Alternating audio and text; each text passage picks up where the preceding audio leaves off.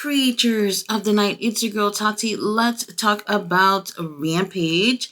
I know some of y'all probably end up missing Rampage because y'all felt so satisfied seeing your tribal chief return on SmackDown tonight and whooping ass. But we did still have more wrestling. We had AEW Rampage. We started off with a graphic in memory of Kevin Sullivan, who passed away earlier today.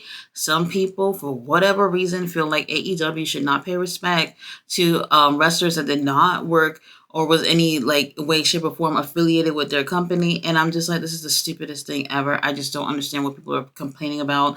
Wrestlers, whether they work for a specific company or not, they end up influencing pretty much the entire wrestling world. So, anyone who gives a damn should be able to pay condolences to anyone that they want. So people who's over here crying about, well, he didn't wake up and he had stopped, trying to get attention or whatever y'all complaining about on the internet today, get over it. We do have a pretty decent episode of Rampage. We started off with Darby Allin versus The Butcher. And if somebody who doesn't watch the show we're watching this, it would be like, oh man, the Butcher would whoop Darby Allin's ass and win.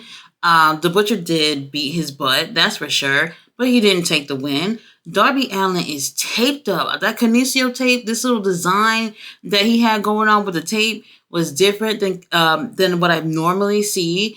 Darby, man, this guy was just being thrown around throughout this entire match. The Butcher did not make this look easy for Darby at all. But what I found to be so interesting, like maybe even a minute in, Darby Allin's already bleeding from God knows what. I couldn't really tell if it was his mouth, his nose, whatever the situation is. It's interesting to see that Darby has a match coming up with Jackson Perry at All In. But he's going against the Butcher in what looks like an underdog situation. That's not the situation for Darby going in that match with Jackson Perry. So it's a completely different feel in terms of opponent and what you get with a matchup. I thought it was a really great matchup to start the show with. Darby Allin, no matter what, he is going to persevere and go for that W and get it. And that's exactly what ends up happening here. But I have to say, I know we've been seeing Butcher here and there doing some matches on Rampage, but we haven't seen the Blade. I don't know if he's injured or whatever the situation may be, but it just made me want to see Butcher and Blade just be a tag team. Like, I'm glad that y'all think of them when y'all trying to help get some other wrestlers go over, but they're a legit tag team, and that's what we can use right now. Some tag teams in AEW, some really strong teams, and I would love to see them tagging and even getting the gold at some point. Will that happen? I just don't know. Darby Allin obviously ends up taking the win with a coffin drop.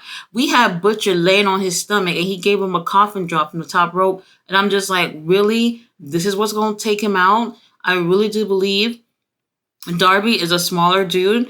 Butcher is bigger. I think Darby should be using other finishers when it comes to him being in the ring with guys that are so much more bigger than him. Coffin drop on somebody like the Butcher, not believable. Now, after this, y'all remember on Dynamite, Rouge was partnered up with Beast Mortos and Roderick. Their team ended up taking the win from Orange Cassidy and then whatever their group is called. And Rouge was the one who ended up getting hit with an orange punch. And then we had him get hit with a shatter machine from FTR. It was wild. Now Uncle Don was chasing after Rouge after, and he's just like, yo, what the fuck was all that about? Like, I try to give you a chance and you come and join my group and you'll be here taking L's. You need to prove yourself. And Rouge is like, man, I'm ready to do anything it takes to show you that I'm him. I'm that dude. And he goes, well, if you really him, if you're that dude, then I'll give you one more chance on Collision. You're gonna face Preston Vance. And I'm just like, oh, wait, hold on. And he goes, you're not just going to face him and just win. I want you to hurt him. And I was just like, oh, hell no. Now, some of y'all just like, Preston, who? Y'all remember Preston Vance. He used to be number 10 on the Dark Order. He did leave the Dark Order. Do y'all remember when he broke little negative 10 heart and turned heel on the baby? Them kids going to learn, okay? He ended up joining LFI with Rouge and Drilistico.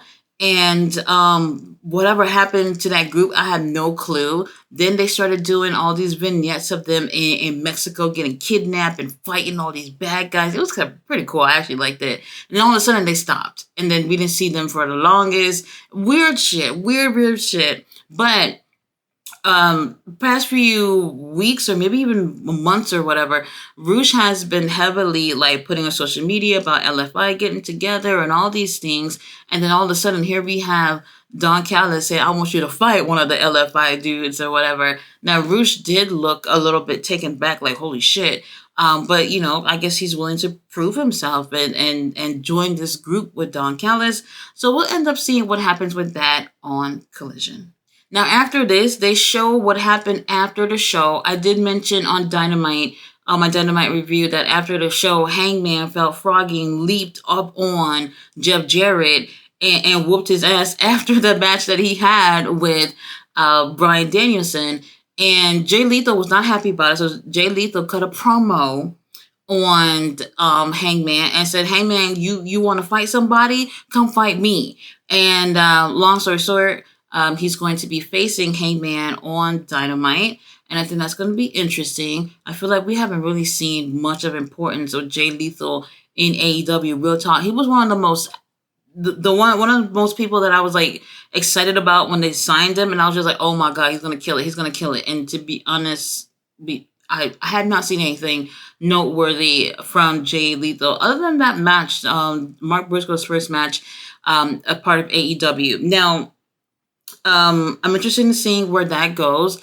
Hangman, I don't know what we're doing with you at the pay-per-view.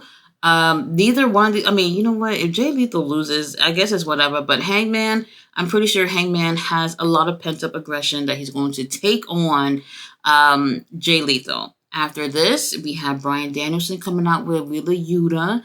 He is facing Rocky Romero. This is a really great match. Y'all be sleeping on Wheeler Yuta. I know a lot of y'all don't care for Wheeler Yuta, but this guy is so talented. You know, does he have a strong personality? Well, no. But he is top notch in the ring. Really young guy who knows what he's doing in the ring. Rocky Romero, I feel like, brings the best out of people except for Hook.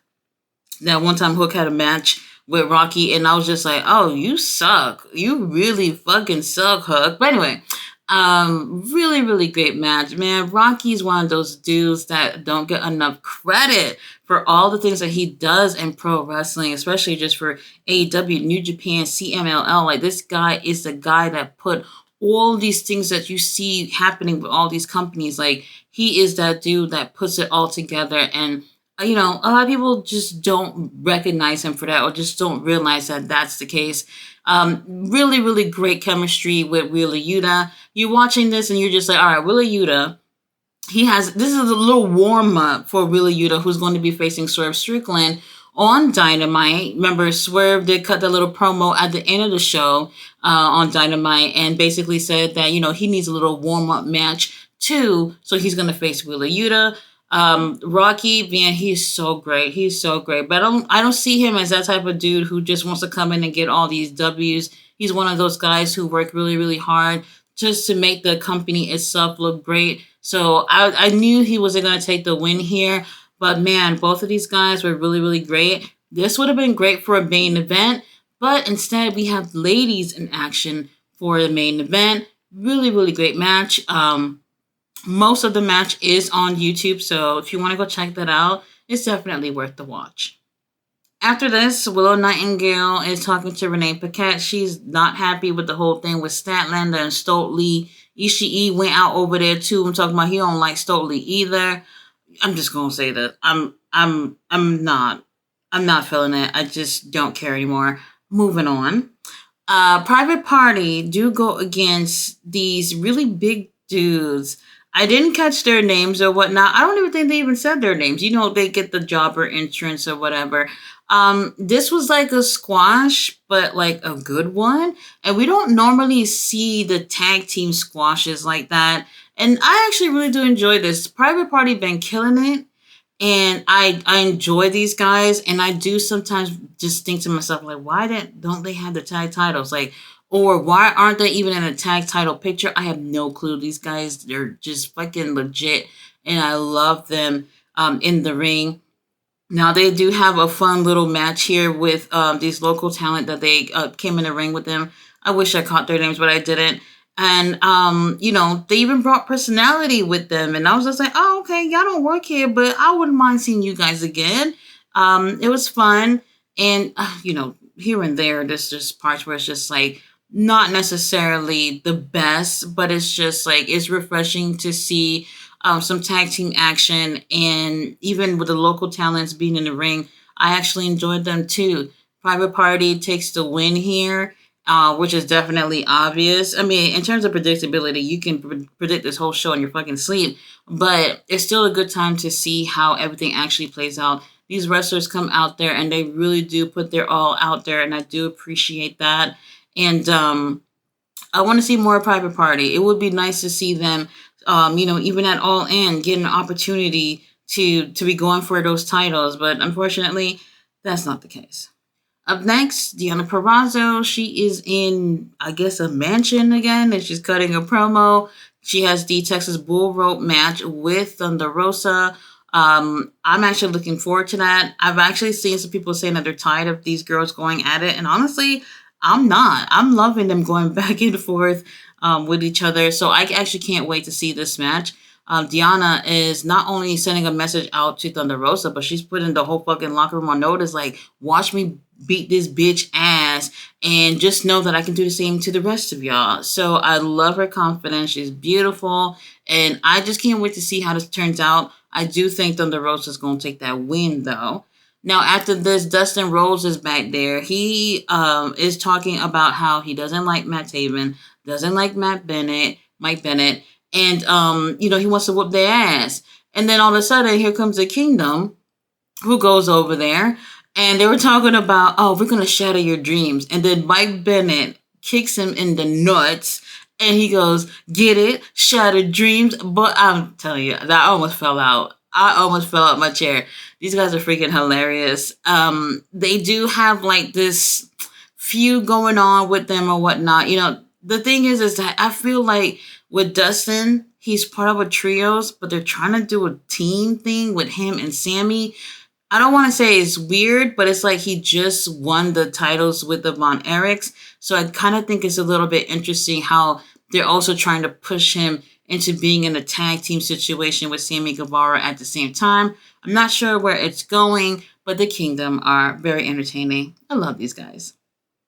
Main event, we have our girl Saraya versus Nyla Rose. Or should I say Saraya and Harley Cameron versus Nyla Rose, because throughout the whole time, it was pretty much 2-on-1 assault.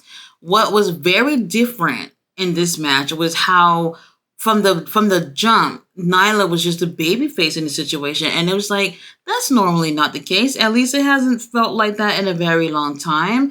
And Saraya had I don't even want to say 50-50. I feel like a little bit more than 50% control in this match, where it's just like, I haven't really even seen anybody dominate Nyla like this before. Even when Nyla was feuding with Athena a couple of months ago, it wasn't even like that, because there was times where it was like Nyla clearly had the upper hand against Athena, but this time Saraya was looking really, really strong, and I do feel like they're probably trying to push perhaps another women's match on All In. Now, I'm not entirely sure, but we did talk about during the watch along that it would be cool because they just added a gauntlet match.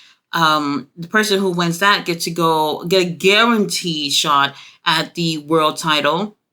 And I felt like, well, why not do that with the women's too? That's an opportunity to get more people onto the roster. You only have 2 women's titles. I'm not 100% sure. Willow and Statlander, I think, is also going to be on there too. But this gives an opportunity for more people to be on it. And I think that would be a cool idea if they would have did that. Saraya has been angry, at least on TV, about her not being part of All In. So this was a really great opportunity for her to go against Nyla Rose and look really strong. And if there's a possibility for her to even be on that pay-per-view. So we'll see. With Harley Cameron sticking her nose in in this match throughout pretty much the whole time. She was helping Saraya and actually ends up helping her get the win by holding on to Nyla Rose's feet while Saraya pins her. Cutie referee Brandon obviously not paying attention, so he didn't see it. So Saraya takes the win. Her and Hardy Cameron end up booking it out that ring because they know that if Nyla gets a chance to get up, she's whooping both of their asses. Great episode of Rampage. I did enjoy it. Um, I do believe that we needed things to be a little bit more stronger. And I'm not just saying Rampage, but I'm just saying with AEW, All In is like pretty much across the street. It needs to feel more like All In is very, very close, you know? And I feel like the shows altogether should be a little bit more stronger to get people hyped up. You know, these pay-per-views are not cheap, Tony Khan. You want people to buy the pay-per-views? Well, you know, I already got mine, but you're going to have to put a little bit more into these shows. This is like your WrestleMania, I guess. So I would like to see them amp things up more. And that even includes Rampage as well. And also, All Out is 2 weeks after All In. And there is like literally nothing on the drawing board for All Out. And I do feel like there shouldn't be any reason why we don't see anything playing out for All Out. You know, I don't want to see any rematches or people who were all in to be at All Out. They should also be building towards that because that is literally 2 weeks after, you know, All In, which is all this is less than a month. All this is less than a month. We need to be doing a little bit more, Tony Khan. I like what you're doing, but, you know, there's always room for improvement. So if you didn't see this episode, go ahead and check it out. I think it was a great hour of wrestling to spend. And guys, tomorrow I'll be at Collision, so I won't be doing a watch along, but I will still give you guys a review. Thanks so much for watching my video. See you guys tomorrow. Good night.